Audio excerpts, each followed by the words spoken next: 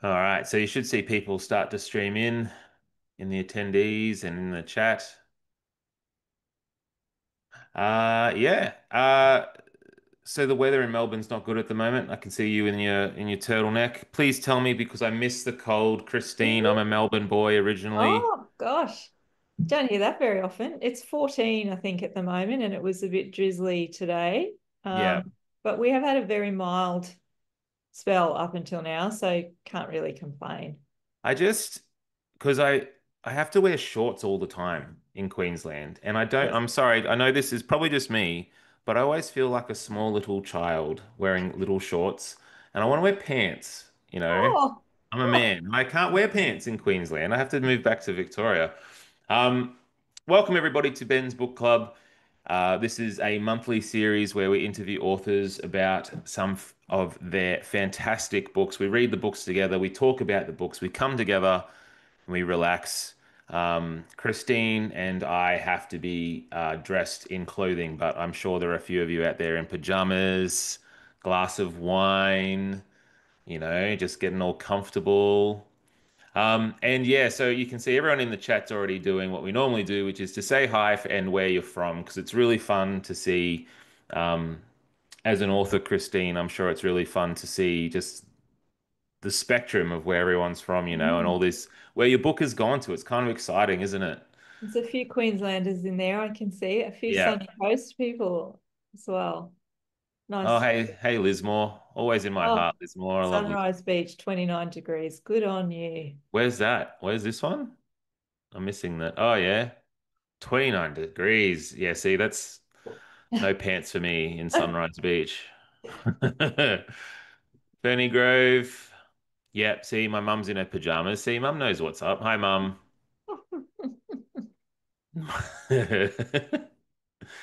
Central Coast, Thaguna, Ashmore, Ian from the UK. Thanks always, mate, for tuning in. Hi from the Gold Coast. 13 degrees, see, in Yarram. Oh, I miss it, Christine. I miss it. Oh, Well, everybody, you're very welcome here at Ben's Book Club. Um, Very excited to have Christine here with us today. And there's a couple of things we'll talk about before we get into the interview today, but I'd like to introduce Christine to the club. Christine Gregory is an Australian writer of crime and general fiction. And then an earlier version of this book, which we're here to talk about today, was runner-up for the 2022 Banjo Prize, which is no small feat, and I would love to talk to you about that. Christine has previously been, and again, huge accomplishments in and of themselves, shortlisted in the Sisters in Crime Scarlett Stiletto Awards. Christine is a former international aid worker and now works as a director in a national not-for-profit working on the prevention of violence against women and children. She lives and works in Nam with her husband and two children, who I'm assuming are busy in a different room to the house current.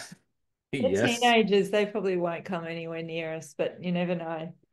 Could be a My lost sock to be found or something. We'll just see how it goes. Yeah, yeah. My two are playing Goat Simulator Right? next door. Yeah. I don't know whether you've played it, but you are a goat and you have to jump. No, can't say I have. Do well, they enjoy it, more power to them.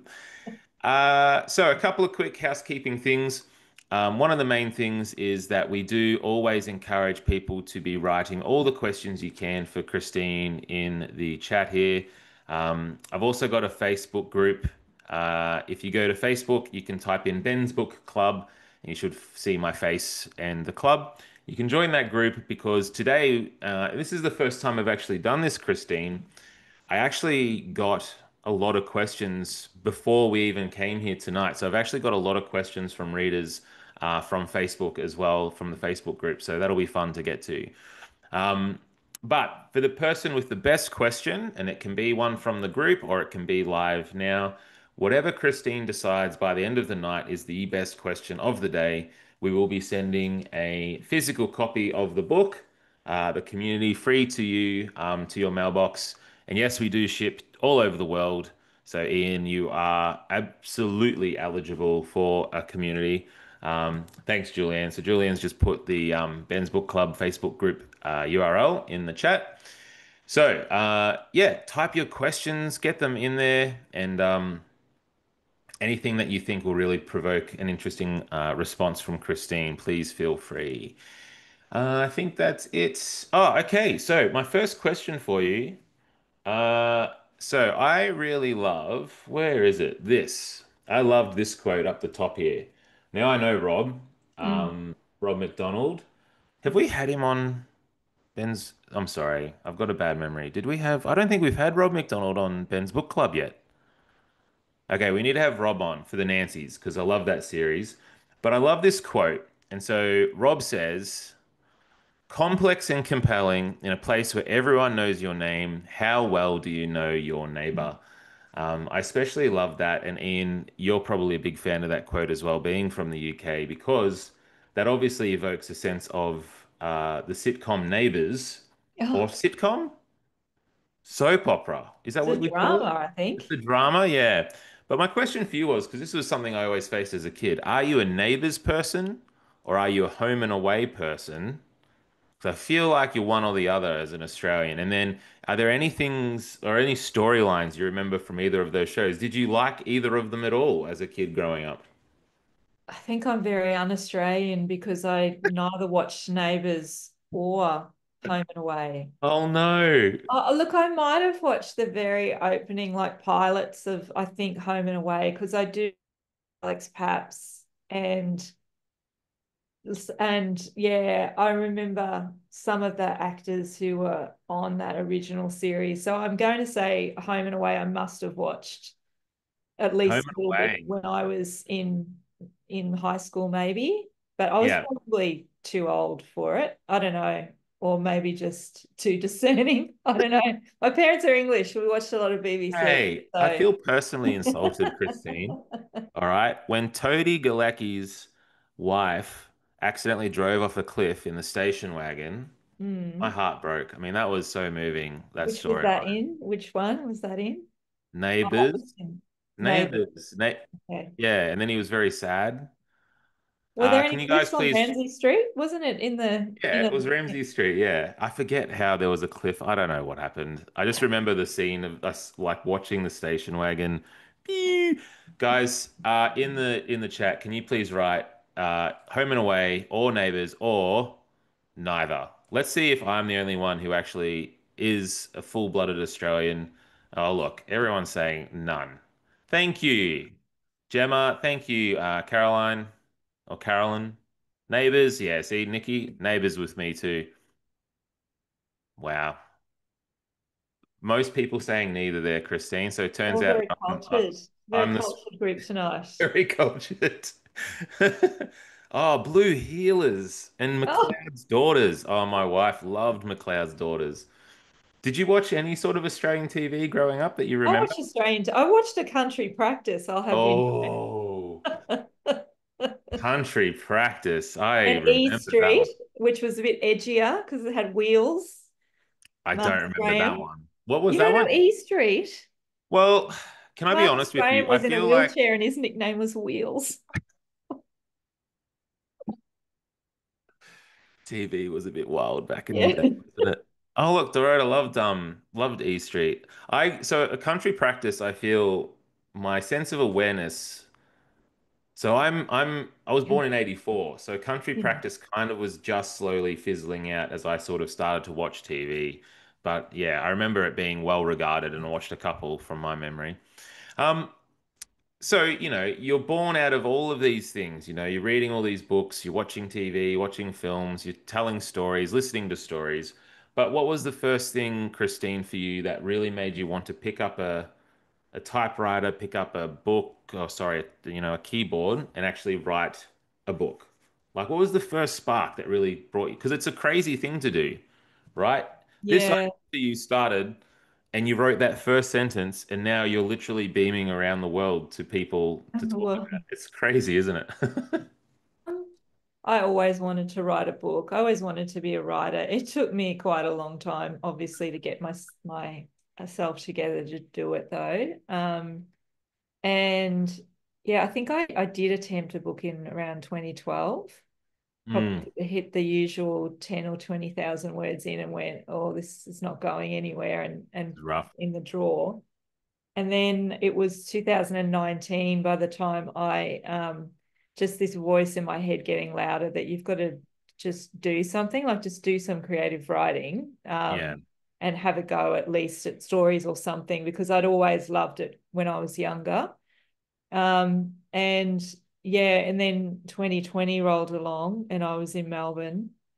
Um, and I signed up to this course in the UK, which was a selective novel writing program, that Jane Harper did. She wrote The Dry when she was doing that program. And I Oh, applied okay. late at night, one night, dicking around on the internet, and you had to send your first 3,000 words and a synopsis. And I thought, oh, that sounds good. And I'll just send it off. I won't get in. And then Yeah, I did get in.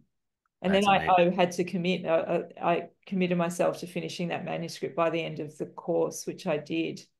So that was it, I guess. That's really smart to give yourself sort of an external deadline, right? Because otherwise you might have just always wanted to do it, but never have that external prompt. People, a lot of us say we always want to do these things. I think I hit the midlife crisis point where I was like, well, what are you going to wait till you're 70 and then have a crack? Not that there's anything wrong with that. It's the kind of career that you can pick up at any point. It's not Yeah, like I'm that's going to be true. a professional athlete. There's a time limit on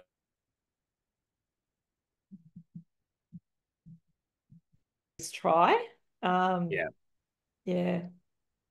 Um, Also, guys, there's been a couple little video glitches too. Don't worry about them. We just wait for Christine to sort of sink back in. So far, it's gone just fine. So, just so you guys know, we are aware of it. It's just something that you guys know Zoom. And, speaking of 2020, we all got used to this sort of tech during the COVID years. Was it during COVID that you were really looking at um, doing that late night internet, questioning what should I do with my life's purpose sort of thing?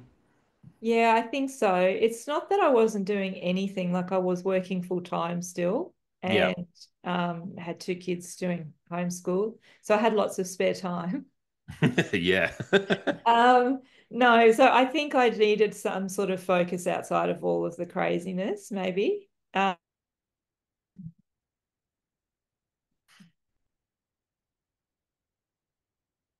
Excuses, actually, that's probably not the right way to phrase it. I told myself that half an day Mm, for that time. mm, And it's the thing is, what is involved. You don't just sit down and hammer out a whole draft of a book. It takes many months. But yeah. it's amazing how you can write a book if you just chip away at it every day.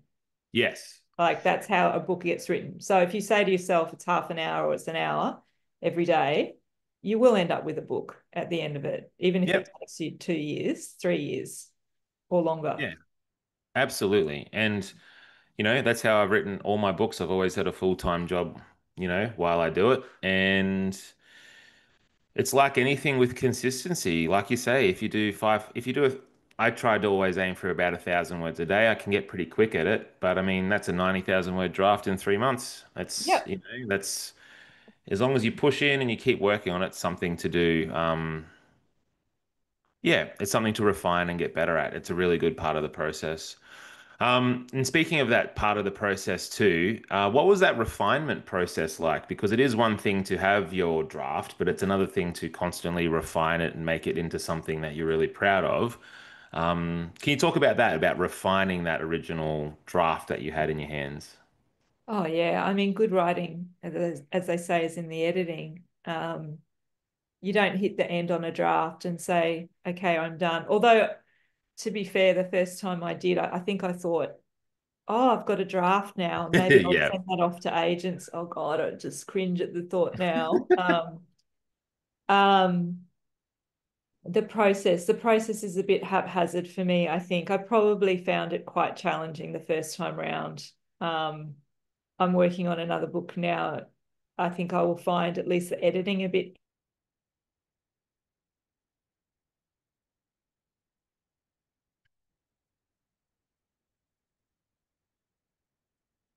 feels a Well, bit like you're scrabbling around in the dark, not quite working out whether or not you're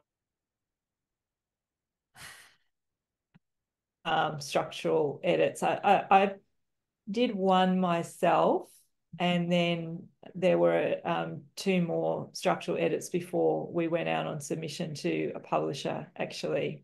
So by the yeah, time right. I got a publishing deal, my structural edit with my publisher was actually really straightforward, but that's because I'd done so much work on it myself Yeah.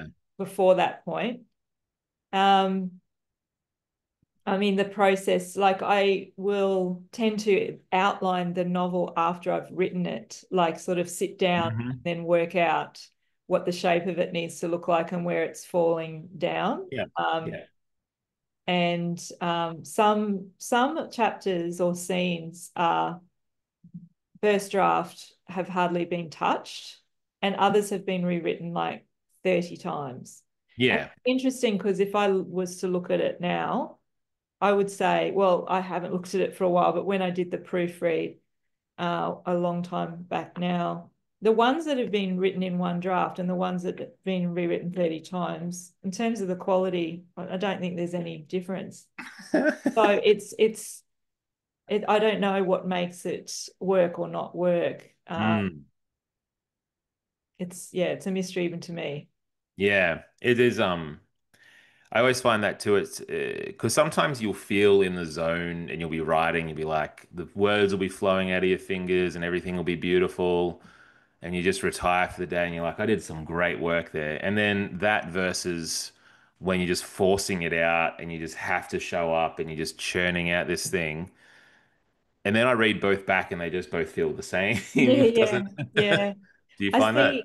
Yeah, I see that someone's asked there how much time it takes with a professional editor when you edit. My structural edit, I think they gave me about 6 weeks. And a structural edit is where you cut chapters, rewrite chapters, move things around, even cut characters. I don't think I Yeah. cut any characters, but slightly change the ending. That was 6 weeks, but they can take months. It depends on the book. Like a historical fiction would be a lot more complicated, for example, that might take longer. Hmm. And then It does. the copy edit, which is more of the line edits, only took me about 2 or 3 weeks, I think, which is quite fast. I Uh, mean, 6 weeks on the structural thing is really fast as it well. is, but as I said, it had a proper manuscript assessment as part of the Yeah. Banjo Prize shortlisting. So Which I'd is had a really handy. professional editor give feedback, quite extensive feedback. Yeah. If I hadn't had that, it probably would have been much longer. Yeah. Um, we've got a question here from Ruth. We will get to, I'm reading all through your questions. It's actually concerning how many there are because I do want to get to as many because they're all good. But Ruth just asked this very simple one. How did you get published? Like, was it through agents? Did you send it through a slush pile? You've got a pretty good resume. Oh no, it was a lot of hit and miss. I tried myself pitching to publishers, I think first, which is not why. In hindsight, not a bad thing either, because I was getting the sense of whether or not it was going to be of interest. So I did like the literary speed dating through the Australian Society of Authors, where you can pitch to an agent. I think Mm, I did 4 of them and got 4 for 4 requests for the full manuscript, but no one picked it up. And actually, 2 of them never got back to me. And I think I only realized afterwards, like they came back and said, yes, didn't hear from them. And I thought it was because they didn't like it. And then I realized months later that they actually just didn't get around to reading it, because the ASA, Australian Society of Authors, only gives them 6 weeks to get back to the author. So if they yeah. don't have time, which is fair, they sometimes don't. So I had 2 rejections and 2, I don't know, but the rejections were good rejections. They were like, this is good, but not for our list or whatever. Yeah. So positive. Yeah. Um, I signed with my agent 2022, Yeah. towards the end of 2022, and we went out on submission in early 2023. Yeah. And out on submission is when you send to multiple publishers at the same time. We made a short list of 4 or 5. I think it was quite a short list. We were quite focused. Mm. And she put a month or 6 weeks on it, which I was a bit like, oh, are you sure? Because she was really giving them a hard deadline, but she was like, no, no, Know what she's let's do doing, it. yeah. And yeah, the day, or I think the day it was closing, we got interest from my publisher, and we had another one in the mix. And so we gave them another week, and then I ultimately signed with Ultimo, which is my publisher. Mm. So yeah, it went out on submission through an agent. Yeah. Yeah. Agency. Sorry, agents worth their weight in gold, in my experience. Mhm. Willing to stick up for you a little bit, whereas we're just so desperate to get published. They're sort of Yeah. the strong arm. You need the strong arm, right? Um, I would say too, Ruth, I mean, just in the background of Christine's story, there is Christine did a ton of work on writing a very, very good book. And the secret to getting published, I think, or one of them is to just write something that is really excellent. And that is very difficult to do. And it's also very difficult, I think, and you can speak to this, Christine, about seeing what you've done in a way where you are actually looking at it as something that could be sold or bought by people to read. I don't know whether you found that, but it's always a struggle for me to actually look at it from an outsider's perspective and not be so close to it. Do you feel that as well? Like when I'm finished a book, I don't know if people are going to like this. I've got no idea. Or did you have a feeling that people might really enjoy it? No, I didn't necessarily have a feeling that people would enjoy it. I loved it. Yeah.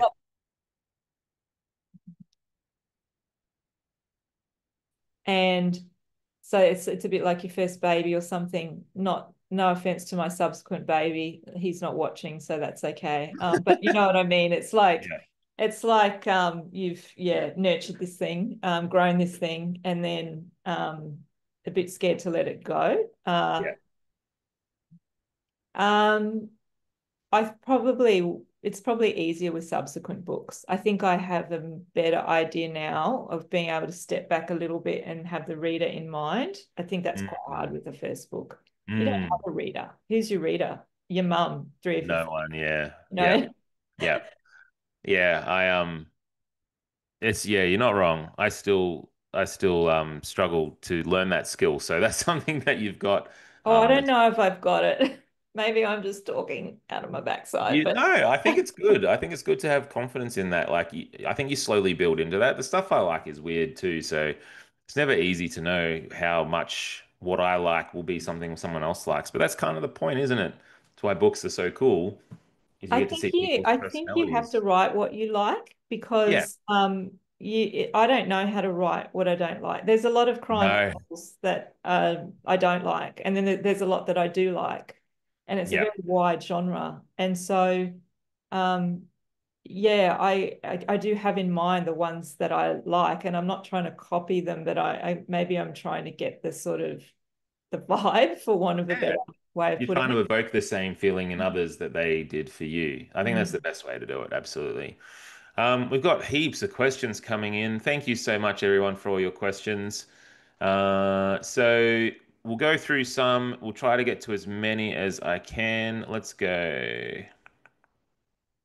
So I think from Alan and then I think from Anita as well, both said, really enjoyed the book. Thank you for writing it.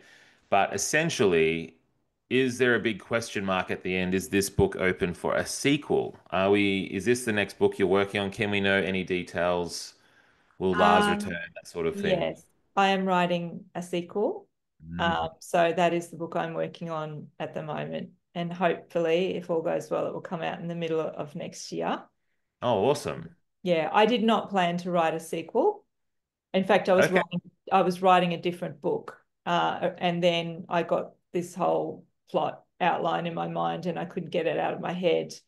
Oh, And that's so I exciting. sent the synopsis to my agent, and she said, let's send it to the publisher.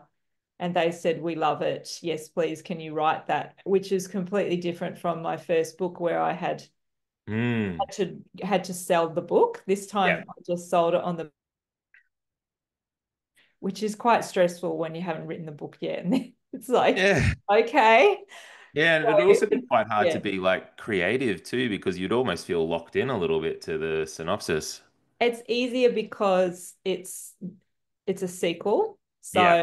So the characters are known except for the new ones that are introduced, and there's a couple of new ones that are introduced. And the story is quite different, but it Mm. is some of the same characters. Oh, I'm excited. That's awesome. Good question, Alan and Anita.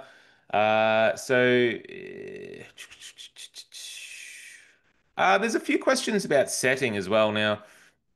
So there's one from Heather, and there's a few others as well, just about setting on the Sunshine Coast, hinterland. I live in North Brisbane, so Sunshine Coast hinterland is a very short drive away. You know, my wife works up on the sunny coast. I work on Bribie Island, so um, this is probably the book that's been the closest setting to where I live. So it was really exciting to read. Um, but the community itself is an invention, and there's a few other things as well as far as geography goes. But I'm just wondering about that idea of, I mean, did you intend to set it somewhere specific? It is an invention, right? The community, but it is based on something. Okay, yeah. So can you unpack sort of the reality of writing this Yeah. particular setting? Yeah.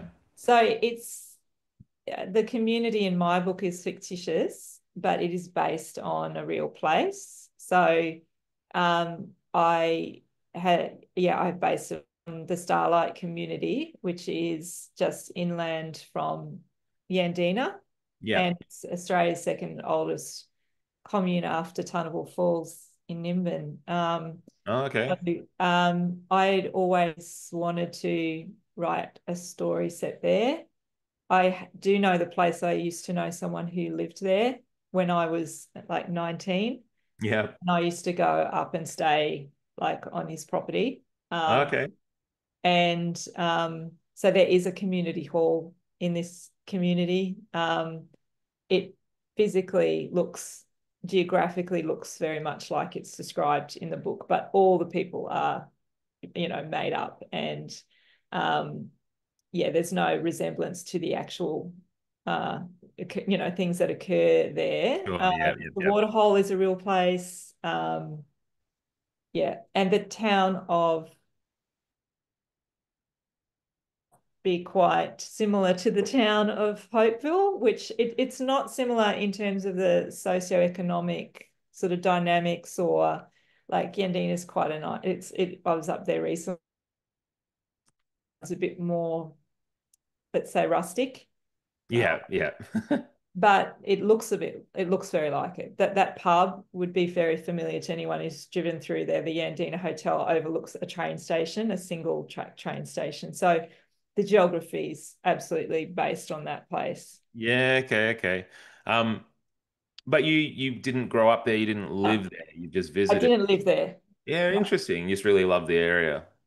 Yeah, it's a good setting for a story. And in fact, I'm not the first person to have done it. I only realized a few years ago that Peter Carey's book Bliss was set in the Starlight community. So um, yeah, and there are other places like it. Northern Rivers, very similar places Mm. in towns in the Northern Rivers. I went up, we were saying before, the Sunshine Coast Hinterland Festival, Writers Festival was on last year, and the bookstore owners there said to me, oh, all these people keep coming in saying it's Crystal Waters, isn't it? It's Crystal Waters. Tell them it's Crystal Waters. That's all right. It doesn't matter. It can be whatever you want it to be. Yeah. Yeah. There's a few questions too about this idea of actually setting something in this type of closely knit community. There's a couple of questions. Actually, to start with, let's ask from Anne, was there a different working title, or was it always the community? You saw that from Dot.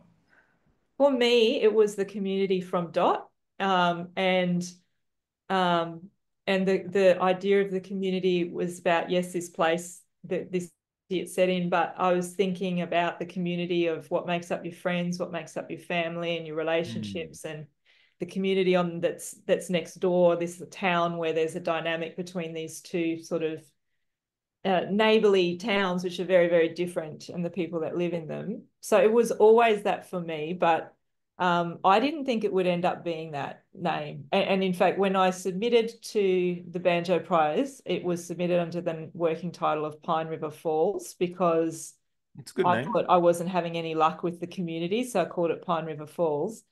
And it was my then publisher, Alex Cray, who signed me at Ultimo, who I said, look, if you want to change the title, change the title. And she said, I love the title. The title, I can see green. And I was like, I love the title too, but you're the only person who loves the title. And now, like, yeah, it's for me, it works. But the other option, my husband said we should call it Hinterland, which is a great title. But there's a That is a guy good called title, Stephen yeah. Lang who lives up in the hinterland in Mullaney who's written a book called Hinterland. Ah, And at okay. the festival last year, he was in conversation with me, which would have been really weird if I had a book called Hinterland and he had a book called Hinterland, and then we were Yeah. both talking about it. So, That sounds but fair enough.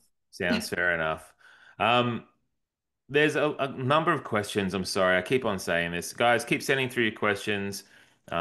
All your questions are awesome. We'll get into some actual talk about the book as well. And so we'll take some questions from the Facebook group and some from the chat as well. But this one from Ian Dixon, who's one of our the best people on the internet and in general. Sorry, I don't know why I put you just on the internet, Ian. That's weird of me. Ian, I love you, buddy. Ian runs a lot of the community and he's from the UK. He came up with this question. Were Ezra and Talia inspired by Charles the Serpent Sobrage and his wife, who smuggled gems and murdered backpackers on the hippie trail in the 70s? So, Christine. no, but I wish they were now. Like the serpent, I'm going to have to look that up. So it's Charles the Serpent.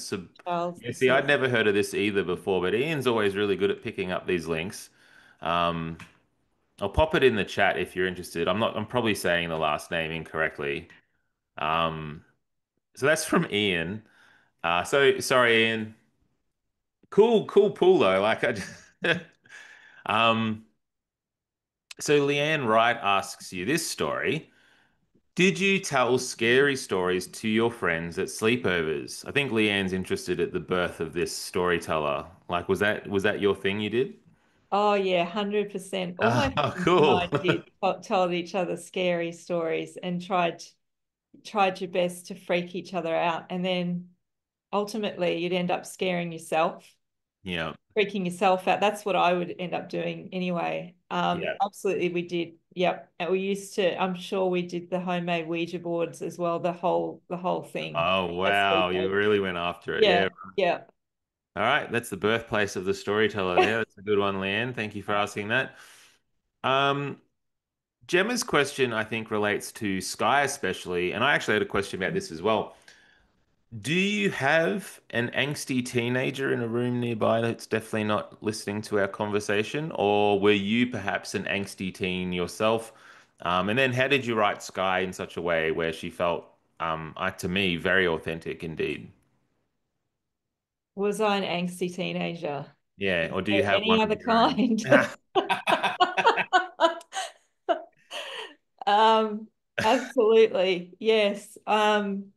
That's a good answer. I loved writing Sky and Amber and Annika. Like the kids were fabulous.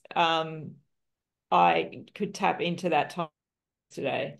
Very much based on not then weren't based on me, like none of the experiences, but Yeah, the interactions, the insecurity, yeah, the that's a big one. the same time, just the general um, lust for getting out there and experiencing whatever the world was going to throw at you Mm, at that age. You just I mean, I remember being that age and being brave in some ways, like braver than I yeah, am sure. now, because Yep. that is the time in your life when you just want to experience things. So I loved writing those girls. And I tap into those voices. That was Mm. much easier than the male voices, Yeah, right. because I'm not a man going through a midlife crisis, which is essentially who Lars is. I mean, I've met a few, but not the same as capturing the voice. That took much more work than capturing Sky. Yeah, right. Well, speaking of Lars, actually, Gemma had another question about Lars, which was Lars never seems to quite fit into the sort of typical version of the many roles he inhabits. So, parent, his marriage, his career, and of course the community. Sort of always doesn't want to or can't quite fit in neatly as a person. So, was that an important aspect to his character to you to sort of create this outsider perspective in creating that midlife crisis kind of guy? Yeah, absolutely. He has a whole backstory, which was really important to who he is as a person. And yeah, that whole loner thing, like I think with Lars, he's constantly fighting with himself that he Yeah. has a bit of a shield up around, I don't need anybody, but in his heart he wants the same as everyone else. He Yeah. wants family, he wants connection, he wants all. And the thing that drives him the most is to have that connection with his daughter. And to me, that was the heart of what this story was about, actually, and what drives a lot of his motivations and Yeah. wanting to be seen to be a good man in her eyes. Yeah. He tries so hard, and he just inevitably always seems to fuck it up at the wrong point as Yeah, well. he And you're just does. thinking, oh, Lars, come on. Yeah. Um, so yeah, poor old Lars. He kind of gets in his own Women way a bit. loved him. I had a lot of my agent who's in her 70s, when she signed me, said, oh, I like that Lars. And I thought, okay, if I've got Lynn Keen, I think I'm onto something here. So Yeah. there's something about him. I think we've all met someone like him. He's kind of lovable but frustrating at the same time, and a little Yeah. bit damaged.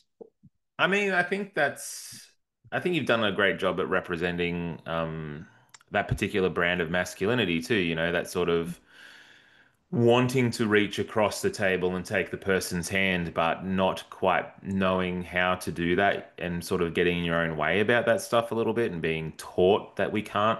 Um, I thought you captured, that masculine voice quite well, quite respectfully and quite in a complex way. So, I thought you did that. Yeah, I liked his relationship with Joe is a very special one. I liked writing the two of them because they're very good friends and they know each other very well, and they do that Australian male thing of showing their love by giving one another, hanging as much shit on one another as they possibly can get away from, but they walk in front of a truck for one another, sort of thing. Yes, loyalty. Um, and I had to work on that initially. My partner read some early drafts and he's like, no, you need to cut it back. And they're just saying too much. Yes. They're Yep. just saying too much. And so I had to go through and sort of just cut out every third line. It's a lot of what's not being said between them, I think. Mm. Yeah, and that felt very genuine, I thought. So that's a good note, good note. So a person on Facebook whose name was first name Ash, not last name Lie, so I'm assuming it's Ashley. But Ash asked this question: How invested do you get in your characters, and do you ever feel very sorry for them when you are putting them through all this misery? Do you ever feel sympathy, so much sympathy for them that you're like, oh, I just want to give Lars a nice day, help solve his problem with his daughter? I guess how emotionally invested do you get in your characters is the question. That's a great question. Very invested in them. Absolutely very invested in them.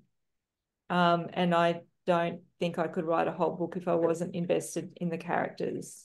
Um, to me, the best books are the ones with the best characters. Plot you need, but um, it's not like just watching for entertainment, something where it's all action, action, action. It's Yeah. how those characters journey pans out and their inner, I guess, their inner world that you're trying to sort of get across somehow as well. Mm. I feel very invested in them, and even the ones who aren't or that I don't particularly like, I'm still very invested in them. The Shepherd family is a case in point. Like people have a very strong reaction to them, Mm. um, and they're really a joy to write, actually, because I don't think they're as straightforward as we want to believe. You know. Yeah. I thought you did very well with Amber in that way, especially too, that she was sort of presented in one way, I guess through Sky's lens, really, as this kind of really full of herself, really confident, and then you sort of see her slowly start to lose that, and you're like, oh, it's a real human under there. It's not just a picture of a person. There's something underneath the, the Instagram highlight reel.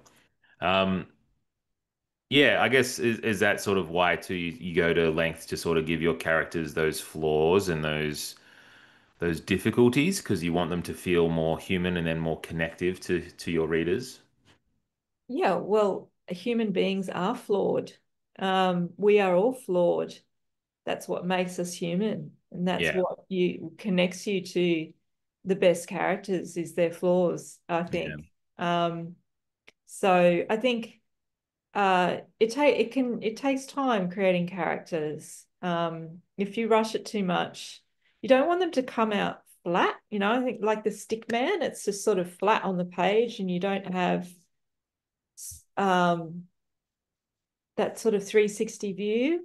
yeah. Almost you've got to layer on to these characters, put the meat on the bones as such. Even the minor characters have to be whole people, come across as being Mm, important. mm, And so that's probably the one thing I do quite a lot of work on, more even than when I start. I don't before I start, but I will write pages and pages of character detail that doesn't yeah, end up in the book. I just write out sheets of detail about the characters, like what their that's favorite smart. food is, first friend, first job, what music they like. It doesn't Oh, matter. wow. It won't end up on the page, but it just means I get a sense of them. Yeah, that's cool. Sort of like a character profile. Yeah.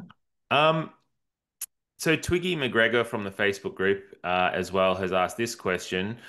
Was there a particular drafting process you followed for the description of the body being discovered, which is what happens right at the beginning of the novel? And so the question is, you sort of have to balance between fear, intrigue. You want to make it a bit shocking and gruesome, but not so much so that readers have to stop reading. So how did you find that balance? Did it take a lot of drafting to get that balance just right? So that the discovery of the body when Patrick Allen, the out trapping foxes, discovers the body, that's one scene that I wrote in one take. Changed. So funnily enough, I wrote that in a creative writing class in 2019, and I'd had little bits and pieces from the book, like almost sort of little short stories, and I was trying to work out, is this a book that fits together? And it wasn't Mm. a crime novel. It was actually like an intergenerational family saga about a guy trying to reconcile with his daughter who lived Oh, in wow. the community. Yeah. And an exercise in this creative writing class to tap into the all of the senses and to write based Mm. on that. So I had this image of this guy out at dawn trapping foxes in the forest, and then his dog runs off, and talking about the waterfall and the sun coming up and the wet grass and all of this. And then suddenly in my mind there was this body, and as soon as I wrote that scene, the penny dropped for me. I just thought of that's the opening, and that's this book. Yeah. And then that it came to me so clearly that that has to be the book. But I didn't know who she was, why she was there, who killed her, none of that detail. Yeah. So did you sort of discover the details behind her death as you wrote the book? You sort of went, what is it called? Writing by the seat of your pants versus outlining strictly. Pantsing versus plotting. Yeah. I think I pantsed the first third, and then I stopped and did a plot outline. But that first third that I wrote I didn't really know. I didn't know why she'd been murdered. Like I didn't know why she'd been murdered and didn't know who'd done it at that point. So Mm. you sort of have to give three options, I think, is the way I do it. Like it could be at least two or three of these Hmm. people. Um, so no, I went into that one a bit blind. Not an ideal way to do it, I don't think. Yeah. But anyway. Yeah, no, it's yeah, that's a good answer. But I'd like to talk too about the structure of the novel because you kind of have you sort of have three main points of view. You sort of switch between different points of view, and I'm wondering about where structurally that sort of fell for you because we're sort of with Sky, and then she, ostensibly disappears. What about a third into the book, Yeah. if not maybe half, and then Yeah. so her loss of her perspective, like. Was that always the way you had it outlined, or sorry, that the way you thought about it, that you'd have that, or was that something that came later? The structure was really hard with this book. I think in the first draft, it was much more back and forth, back and forth. And it was a real struggle to have it, to be able to write it in a way that was clear because I was going back and forth in time, which some Mm. books do. They do the now then kind of alternating chapters. But the first, so I had to switch that around in a structural edit. It was never going to be a first person novel or one point of view. And which is, if you do a first person, you can do a book with alternating first person point of view. But it limits you because you can only write in that point of view. So, because this was a crime story with multiple players involved, I needed to be able to show all of that, which means third person and multiple viewpoints. And because I think largely it was because I'd made my main character an investigative journalist rather than a police detective. He's just not going to be able to have all the information to hand. A police Mm. will have some information that he just won't have access. And so, in Yeah, order to drive the story forward and to turn it into that sort of have that crime thriller element, I had to have those different points of view to yeah. add in that detail. And I wanted to create the sense that the reader's kind of one step ahead, then one step behind, because you're bringing in different people know different things, and you're like, oh, Davis knows this thing, and when's Lars going to work it out, or vice versa. And so it sort of draws the reader into the story a bit. Mm. So that choice about point of view, for me, it's tricky. It's I don't sort of decide necessarily I've got to write a book from this person's point of view. It's like this is the story and who's going to be the best people to tell that story. Yeah. Mm. Yeah, okay, cool. So you weren't sort of you didn't pre-lock into something. You sort of felt it out and sort of saw what fit best, which is, I think is a Yeah, good. I did write different points of view, played around with different points of view in the beginning. I think I had Annika as a point of view character Oh, initially. wow. Yeah, Yeah, because right. and that was helpful because it helped to shape Lars, how she saw him, gave me a broader sense of who he was. Yeah.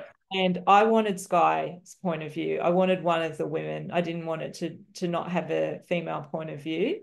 Uh, Mm. so I thought that was important to have her.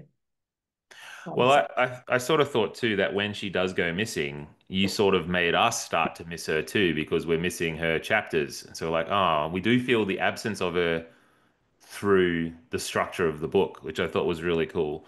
You also don't know what's happened to her. So that question about investment, Yeah. like, and that was the same where like the who the victim is not revealed in the first chapter. And there's three or four women who could fit that description. Yeah. And so I wanted to create that where the reader's going, oh, please don't let it be this person, or what if it's this person? And Yeah. so, yeah. I felt that. I felt that when I was reading. Um, there's been a few people in the chat here who did not seem to care for Miriam, which is I like Oh, Miriam. That's a bit anyway, that's fine. Absolutely. This is part of the fun of doing this, right? Is that we can sort of see how each other thinks. But I think perhaps the question for you, Christine, is because when I write, I don't. I don't think about my characters as far as whether I like who they are or not. I'm just trying to make them feel like real people. Is that the same way that you think about it as well? And I guess, do you like certain characters over others? Um, yeah, I probably like certain characters over others. I don't care whether I like them though, and I don't care Yeah. whether sorry, everyone, but I don't care whether the reader likes them. I'm not trying to make the Yeah, reader yeah, yeah. like everybody Yeah. because in real life we don't necessarily like everybody, and not everyone is entirely likable all of the time. Yeah. Um, as you say, I just want them to come across as being authentic and Yeah. real. Um, and even the most, the one you really don't like, you almost want to give them a couple of qualities that are sort of likable. I'm saying that, but I'm thinking about the book I'm working on at the moment, and there's a couple of pretty heinous individuals in it. Hmm. Um, but yeah, I just want them to come across as whole people. Yeah. Not Yeah. It's not whether or not they're likable or not. Yeah, so I think you've done that. I think because I mean, if people have had a reaction to a character, then they've clearly felt the character was true. They just didn't like what she's done. I think Deanna said it here. Miriam went cold on Lars too fast. So I think because we Well, see this yeah, she's romance. grieving. She's still dealing with her own grief, you know. Yeah, yeah, for sure.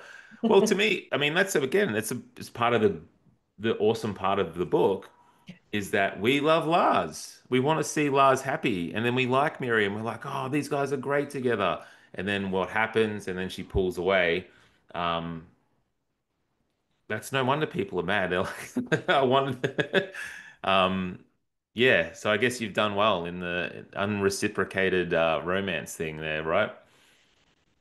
Um, can you believe, Christine, we are nearly out of time. I don't know where that time's gone. That's insane to me. Questions are, will Lars and Neil specifically return to the next book as well? We've got a lot of questions. We want more Lars. I think a lot of people mirror the your agent's love for Lars. And I hope people liked Neil Davis because I really love him. I And love Neil. he was a late addition. I think the first draft he was in the book, but he wasn't a point of view character. But I think he's got a heart of gold, and he's got his own absolutely tragic grief that he carries with him, which really drives him. And I really liked writing him. Uh, I loved his backstory, and I especially loved how you didn't make it, you didn't hit us over the head with how it affected him. It was just mm, there in the background of how he thought about life, and I thought, yeah, he was really complex. I really loved Neil.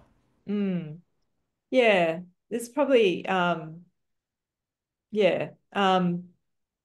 People God, like there's a Annika lot of too. characters in it, isn't it? Like even Yes. when I was doing the promotion, because it came out a few months ago, I was driving around with the agent in Brisbane, the sales agent who was doing the bookshops with me, and she's going, you know, the one you're not sure if he's bent or not, if he's on the take, that cop, the detective, you know the one, and I'm like, yeah, I know the one you're talking about. What's his name again? I could not remember his name. And I was a month into the promotion. This is how much I'd wiped, like Yeah, from my own memory. Lots of characters, which is can that's be. wild how that works. I'm the same, absolutely. I've interviewed Chris Hammer a few times, and that man knows he'll be like, "Oh yes, well, in Trust, this particular character did this," and it always blows me away. I don't know, how do you remember this? Mm, It was like 6 years ago. mm. Um, there's a lot of calls for more Annika. A lot of calls for more Annika. People really love Annika. They love Lars. Ian's question here, which we might finish with, and then we might get you to have a think about best question of the night. Yeah. Ian's question is, would you consider killing off a Ben's Book Club member in your next book? So I think Ian is angling so that he will be appearing as a dead body. So, Christine, would you ever consider doing something like that? Oh, well, what's this person done? Do they deserve it? Well, Ian is one of my favorite people, so I don't know. I don't think so. Ian, I'm sorry, mate. You're too nice. You don't get to die. Christine can't kill you. Do you want to have a quick look through the chat and maybe just think back to our chat as well for any particular questions that you thought were really good that stood out? Gemma wants to be a ghost in your next book as well. Yeah. What a funny story. Can you imagine that novel? Something goes on where maybe we all get together for a book club and we all drink that lime cordial, but it's been poisoned, and then we're all dead, but we're in a book club in the afterlife. And then we can't turn the pages because our ghost fingers are. I think you just wrote a book, Gemma. I think you need to write this book. Um, Thank you everyone for being a part. You need to write it, Gemma. I'm not sending you the royalties. Um, Thank you everyone for being a part of Ben's book club. Just a couple of quick things. And you can see Julianne is in there, as always, being awesome and talking about the next book, which is this one here. This is the one that we'll be reading next month. I actually launched this book with Joe in Brisbane. So I've read this book a couple of months ago. Um, Friends with Joe. She was part of the live Ben's Book Club event as well. So she's going to be awesome to have back. Uh, Peter, oh, see, Peter's reminding me. We have started to talk about a writing thing too, because it would be cool to do a few little writing things here and there. Um, Tell you what, here, I'm going to put this in the chat. Sorry, give me 1 second while you think of your question. Have you got a question locked in, Christine? Yeah, I think so. So if you go there, Peter, can you send me an email? Because I do want to talk about the writing stuff. I think that would be really cool to do here too. Um, Next month, we are doing Joanna Jenkins. So that's on the 24th of June. I'll post a link in the Ben's Book Club Facebook group after this. It's free as always, and it's awesome. Yes, and Andrea Thompson for the Libby Book Club, which is on Wednesday, the 18th of June. We're always doing cool stuff. So that's an awesome one to bookmark as well. But without further ado, Christine, who has been your favorite questioner of the night? Who gets the lucky copy of the community? Oh, I think I'm going to have to go. I'm sorry, I've forgotten her name, but the question about whether or not I am invested in the characters, I thought that was a great question. So, um, Yeah, where was that? I think that was from the Facebook group, actually. might have been. Let me go back up. I think it's up here. That was from Ashley, whose name I don't know I'm pronouncing correctly. Well done, Ashley. Hopefully you're here tonight. If you're not, though, I'll hit you up. Oh, are you here, Ash? If not, I'll send a Facebook message to hit up Ash with that piece of good news. But we'll be sending a book your way. Um, yeah, which is awesome. It's a great looking book too. It looks good on a shelf. It does look really cool. I love the way Cover. the They did a text great pops job. off. Yeah. Thank you so much, everyone. Thanks for reading. Yeah. Uh, yeah, and Christine, it was awesome to have you, and we'd love to have you back for the sequel as well. Great. And have you back here for Fingers 100%. crossed. Yeah. Okay. Yeah. But yeah, thanks as always, Ben's Book Club guys. You are always awesome at asking all these great questions and being a wonderful crowd. We did actually get up over 100 people here tonight too, Oh my Christine. God. So we're up to 104 at one stage. Wow. Great turnout, and we'll see you at the next one. And yeah, thanks, Christine. Looking forward to reading your next thing. Thank you. Thanks, everyone. Have a Uh, nice evening. Bye, guys.